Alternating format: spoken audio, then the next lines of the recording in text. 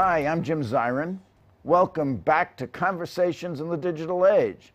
Our show is about the Umbrella Revolution in Hong Kong, China. It's called the Umbrella Revolution because protesters, and there were tens of thousands of them, still are, used umbrellas to ward off police tear gas. What is the future of the Umbrella Revolution? Will China's strongman president, Xi Jinping, use force, as was done in Tiananmen Square in 1989, to put down the insurrection? Or will the Umbrella Revolution simply fizzle out by itself? Here to help us understand these issues is a China expert. She is Elizabeth Economy. Elizabeth Economy is a senior fellow for Asia Studies at the Council on Foreign Relations. She has written a compelling piece in Foreign Affairs magazine, just out, which has the interesting title, China's Imperial President Xi Jinping Tightens His Grip. Liz, we're delighted to welcome you back to the program. Thanks very much, Jim. Now, is he the one who's been calling the shots in the government response to the Umbrella Revolution? Well, I think Xi has been staying largely behind the scenes, but certainly any major initiatives that are coming out of the Hong Kong government are being confirmed back in Beijing. And there have been consultations that have been ongoing, of course. But I think at least initially, the government in Beijing really wanted to try to let the Hong Kong government manage this process and not intervene with too heavy a hand. Isn't there a resort somewhere near Hong Kong where Beijing leadership meets with Hong Kong governmental leaders and kind of elaborates a strategy for dealing with the protests? Well, there are places like Sanya and Hainan Island where they can sort of get together to figure out where to go next. But this thing is moving very quickly, and there's not that much time to sit back and have a relaxing weekend or 4 days to try to figure out what the strategy should be. Now, your article suggests that Xi is the strongest Chinese leader since Mao. What was your basis for claiming that? Well, I think one of the interesting things when we look at just the first 2 years of Xi Jinping's tenure and what's likely to be 10-year tenure is just how quickly he's moved to amass power. He's really become not simply first among equals, as has been the tradition within the Chinese leadership, but really just first. He's established a number of new commissions and leading groups within the very top leadership, and he's put himself at the top of all of them.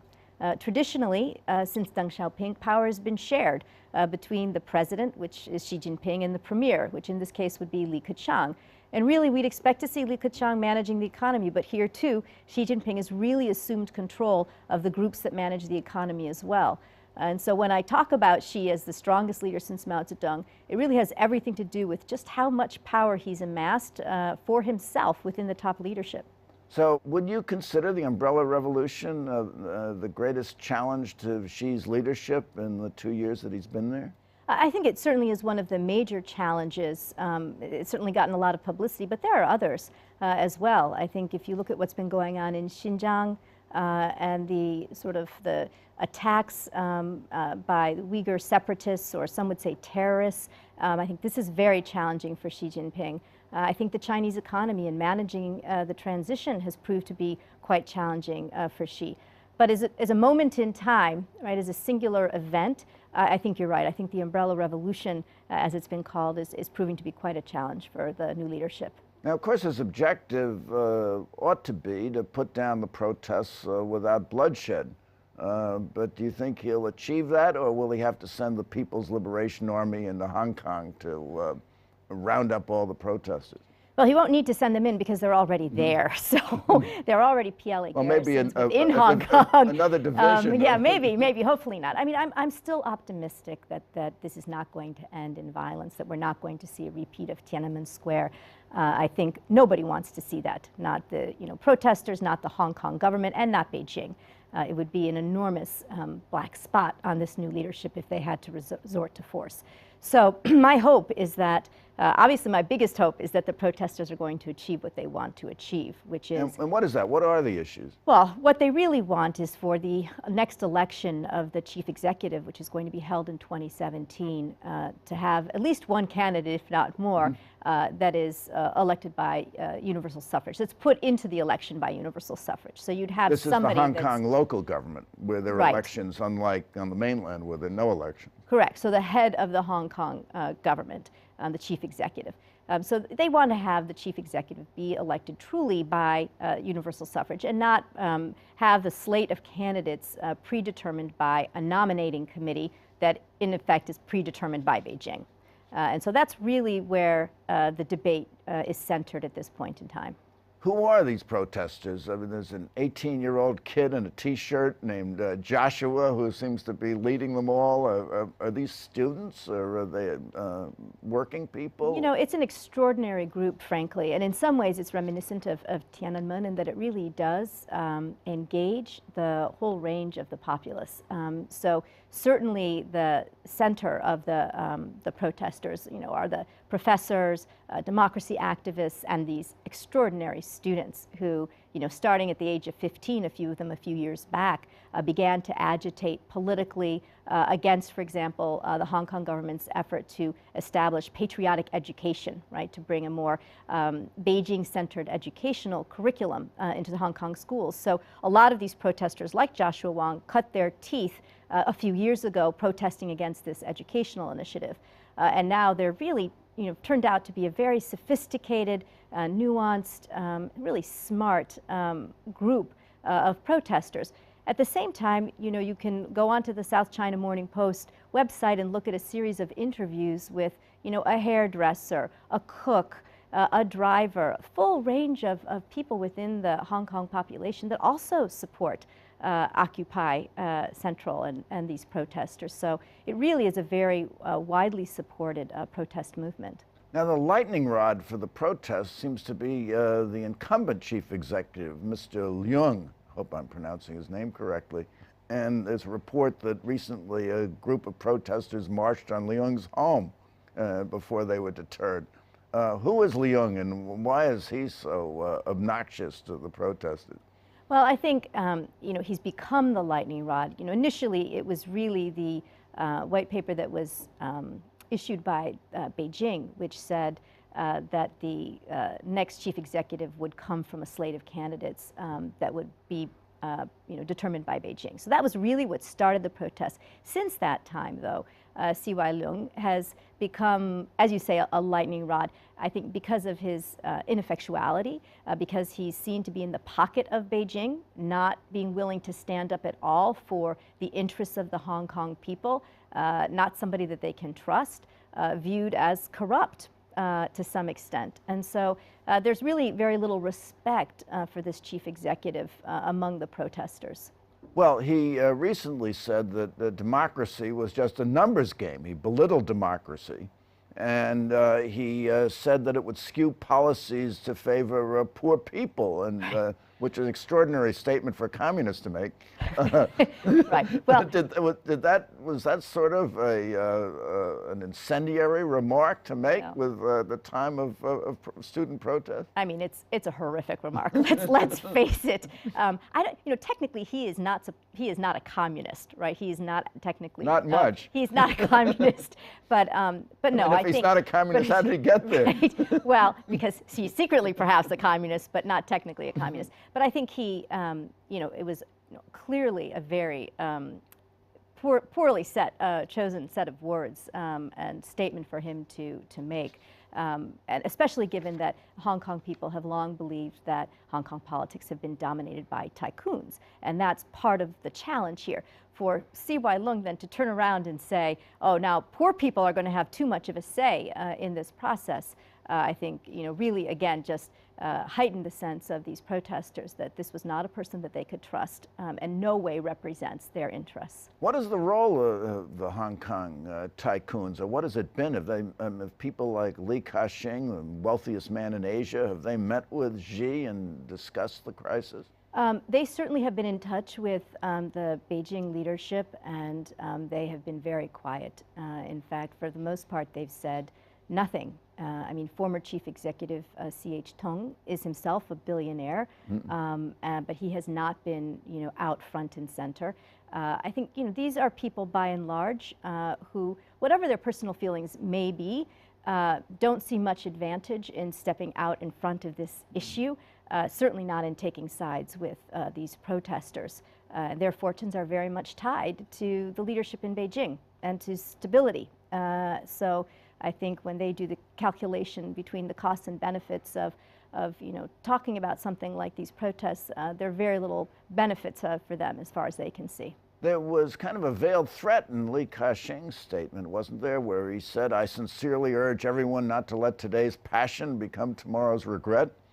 I don't know whether it was a threat or a concern. And so I would hope that it was a statement of concern rather than a threat. But certainly there was another Hong Kong tycoon who withdrew his scholarship funding to Hong Kong University because the university has been very supportive of the protests, saying that the students shouldn't worry about their coursework, about falling behind. So professors and students who feel compelled to participate in these protests should do so without fear of repercussions with the university. And now this tycoon withdrew his scholarships. I think that's a really terrible statement to make.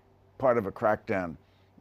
Now, do you see Xi at all compromising with the protesters, meeting with them, or having his emissaries meet with them and trying to work out a deal? Well, I think he sees the Hong Kong government as his emissaries, right? But I don't think that he's interested in meeting with the protesters, certainly. That's not in the cards. I do think that he would like this situation to be resolved quickly. And as far as compromise is concerned, look, the Hong Kong government met with the protesters. There was a session that was held on Tuesday between 5 members of the Hong Kong government and 5 of the student leaders. And the Hong Kong government representatives said, we will take your concerns, back to the government in Beijing. And, this was not satisfactory to the students. But I do think it's the beginning of a dialogue. And I think there may be something about the makeup of the committee that may change. My biggest hope, to be frank, is that there will be a small compromise for 2017 with the promise of something more significant for the election after that. So that would be a nice way, for the situation to be resolved, is to take, one step now, but say, if this works, then, we can see about, or we will see, at least one candidate that comes forth, through popular election, through popular nomination. Well, let's talk for a minute about the televised 2-hour debate between the Hong Kong leaders and the students, in which they kind of talked through the issues and kind of at the end agreed to disagree. And that was up on a big monitor in the square where the protesters were, in the central square. The Occupy Central was diverted to watch a little television for a while. What do you make of all that? I mean, that's kind of unprecedented. Right, it was extraordinary, I think, and a really, I think, an important testament to the Hong Kong people, and even to some extent to the Hong Kong government, right? I mean, they were forced into the situation, certainly, but it was made public. I think the students came out looking better, judging from sort of the popular reaction. A lot of people felt as though the government did not do a very good job of actually listening to the students' concerns and addressing them, but rather were just trying to sort of make some kind of modest proposal again that they will take these issues back to the Beijing government. But I think it actually was quite significant that this happened. It's unfortunate that nothing was resolved out of it, but I'm not sure that anybody imagined that anything would be. Well, at least they're talking together. And does it foreshadow, in your view, a softening in the crisis? Well, again, that's my hope. Is that this is stage 1. I think there is already some discussion of another set of negotiations. Obviously, since nothing was resolved this time around, the protesters don't seem ready to take a step back at this point. So it hopefully will become the beginning of a process that will lead to a positive resolution. Following the debate, representatives of the students said, we're going to continue to stay here. Right. So the stalemate continues. Right. Again, they're not prepared to back down until they get some kind of meaningful concession. So let's get back to our friend, the President Xi. Does you think he has an overarching domestic strategy? And does he have an overarching foreign policy strategy? And if so, what do you think it is? I do think he has an overarching strategy that encompasses both sort of domestic politics and foreign policies. And I think it's really encompassed pretty well in his, China dream that he articulated pretty close to the beginning of his tenure almost 2 years ago now. And that is really, the rejuvenation of the Chinese nation. And what does that mean in concrete terms? I think politically on the domestic front, it means a very strong Communist Party at the forefront of the political system. I think in terms of the economy, it means an economy that is robust, obviously, but one that's moved from being a manufacturing nation to a center of innovation, one that is less reliant on investment and more reliant on consumption, and one that gives a little more room for free market forces to play in the economy. And less reliant on export. And less reliant on export as well. And I think, in terms of foreign policy, the way I put it in the piece is really all roads lead to Beijing. And I think we can see this. Including from Hong Kong. Certainly, I think that road is done, but more roads now leading, through Central Asia and the Middle East all the way through Europe. His sort of bringing back the idea of the Silk Road and a maritime Silk Road, so that through energy infrastructure, pipelines, railroads, highways, ports, that a lot of trade, commerce, people movement will come to China. He said even to be considering a railroad route across the Bering Straits and into North America. Yes, it's unclear that he's spoken to anybody in Canada or the United States about this idea. Maybe he's talked to the Russians, but he apparently there is a small group within the Chinese government that is considering this initiative. We'll see how far it gets. And what about his relations in Asia? I mean, he seems to have lost a number of allies. China seems to have lost a number of allies recently, certainly Burma and Vietnam, and clearly there's no prospect of any sort of rapprochement with Japan. So whom is he? North Korea he still has, but... not even clear that's the case, not even actually. Clear that's the case, no. But so whom is he looking to for alliances and for support and engagement? Right. It's funny, I guess, as he's, trying to build many bridges, he's actually burned many metaphorical bridges. I think actually leading up to this APEC meeting next month, the Asia-Pacific Economic Cooperation Forum, which is going to be meeting in Beijing and will bring together all the nations of Asia as well as the United States. So he may even get to shake hands with Abe of Exactly. Japan. I think there has been some suggestion now that the two will meet, and this could be, the first step in ratcheting down tensions between China and Japan. But he's done very little to woo the region. I mean, he seems to think that simply by being an engine of economic growth, that it doesn't matter what he does on the security front. So pushing out in the South China Sea and the East China Sea, very assertively and irritating all of his neighbors. He seems to feel that that's okay, that somehow it'll be compensated for by the economic role that China plays. But that is not the way that the region sees it. And of course, because of that, there's been a continued call for the United States to play a role in the region to balance out what most of the region sees as a pretty assertive rising China. Well, and then of course you have the military. What is his relationship with the military, where the real power lies? Right. Well, Xi Jinping did something differently from Hu Jintao and Jiang Zemin. So when Hu Jintao, the previous leader of China, came to power over a decade ago, he allowed Jiang Zemin, his predecessor, to stay as head of the Central Military Commission for almost 2 years. But when Xi Jinping came in, he took control of the Central Military Commission immediately. And he's moved pretty quickly to replace some of the senior military leadership. He's demanded pledges of allegiance. An oath of allegiance. From a number of them. And they've written pieces in military journals and popular newspapers talking about their allegiance to Xi Jinping himself, not simply to the Communist Party. So I think he's definitely trying to assert his personal control over the military, and he's been good to the military. I mean, again, if you look at the establishment of an air defense identification zone, right, for the Chinese Air Force across the East China Sea, and all of this pushing and the South out. China Sea as well. There hasn't been an ADIZ in the South China Sea, but the Navy has been pushing out in the South China Sea and in the East China Sea. You know, this suggests that she is supporting sort of this more expansionist sense of Chinese power, which is something the military, of course, favors. This is all going toward establishing China as a global power. I mean, that's clearly his objective, isn't it? Right. I think there's an element of this that is regional, certainly, as we look again throughout the Asia-Pacific and including Central Asia. But she is also making a move to establish new institutions, right? He's put in play this BRICS Bank. BRICS is a trading bloc: Brazil, Russia, India, China, and South Africa. And South Africa, and also this new initiative, the Asian Infrastructure Investment Bank, which he's going to be announcing 20 new members which is next week or so. Short circuit the IMF, the International Monetary Fund, dominated by the United States. And the ADB, the Asian Development Bank.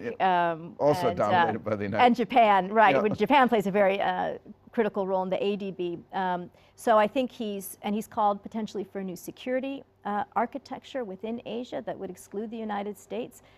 So again, he's definitely pushing China as a leader within these new institutions that have the potential to challenge some traditional economic and security institutions that are more dominated by the United States and others. Everyone seems to be running away from the United States in Asia. I mean, Japan is reaching out to India and reaching out to Indonesia, and China is reaching out to others, particularly Russia, to get away from the United States as part of its security structure. So where does that leave us in our pivot to Asia? So yeah, well, two things. I'm not sure that everybody's running away from us exactly. I think they want us there. What they want is a firm commitment. They want to know that we're there to stay, both in terms of our military, so that when we have a senior Defense Department official in the U.S. say, I'm not sure what kind of commitment we can really have to the pivot given our budget cuts, that is not something that the region really wants to hear. I think they want to see the Trans-Pacific Partnership, the trading agreement that engages a lot of the countries of Asia and the United States. They want to see that come to fruition, and that very much depends on U.S. negotiating power, and is the president going to get trade promotion authority, which he doesn't have. That's an issue for us. And then the kind of work that we do, I think, almost better than anybody else, which is, helping countries like Myanmar develop institutions, democratic institutions and educational system, and to really do some nation building in some of these nascent democracies in the region. And so I think that's another area where the pivot is important. But you're right, a lot of these countries are forming their own strategic partnerships, but I think that's all for the best. We don't really want the region to be entirely dependent on the United States, and we don't want it to be become a region where it's either China or the United States. I don't think there's much good that comes of framing the region as a competition between the United States and China. So will Xi, this imperial president, succeed in his policies, and will he succeed sufficiently to quell the deep domestic discontent that exists in his country? I would say I'm not cautiously optimistic, but probably on the pessimistic side here. I think his policies are, to some extent, inherently conflictual, right? So a desire, for example, to transform China into an innovation nation runs very much up against his, controls over, very heavy-handed controls over the internet, reluctance to allow freedom of discourse and debate, really clamping down I think, on intellectual creativity in the country, and sort of rising nationalism. I think these things don't contribute to a lot of what he wants to get accomplished on the economic front, for example.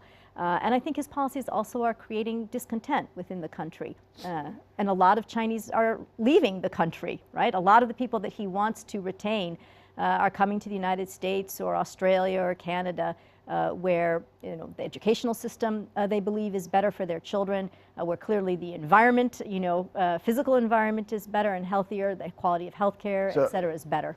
So he needs to reform, and so I have a question for you because we have to wrap up.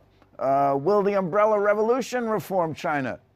Well, that would be outstanding, but there too I'm probably a little cautiously pessimistic. You're pessimistic about that. Yeah. Liz, economy has been just marvelous. Thanks very much, Thank you Jim. so much for coming by. The time just flew past, and thank you for coming by. Tune in next week for more conversations in the digital age. I am Jim Zirin. Please visit our website, www.digitalage.org. For the digital age, I wish you all the best.